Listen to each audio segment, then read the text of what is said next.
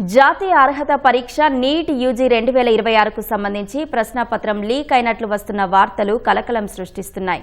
ప్రశ్నాపత్రంలోని 600 మార్కుల ప్రశ్నలు పరీక్షకు ముందు రాజస్థాన్తో కోచింగ్ సంస్థలు పంపిణీ చేసిన మెటీరియల్తో పోలి ఉన్నట్లు అధికారులు గుర్తించారు.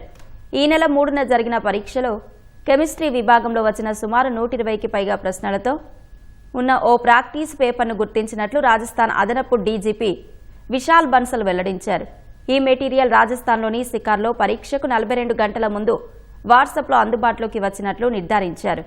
దీనిని విద్యార్థులకు 20,000 నుంచి 2 లక్షల వరకు విక్రయించారన్న ఆయన, కొందరు అభ్యర్థుల నుంచి ముందుగానే 30,000కు పైగా వసూలు చేశారని గుర్తించామన్నారు.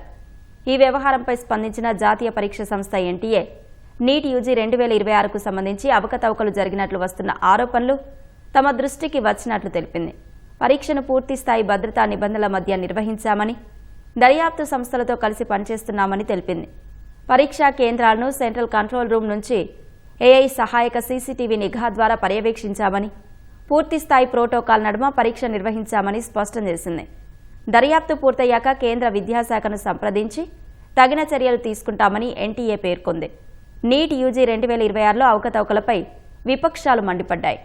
నీట్ ఇకపై పరీక్ష కాదని, అది వేలమని కాంగ్రెస్ అగ్రనేత రాహుల్ ఆరోపించారు.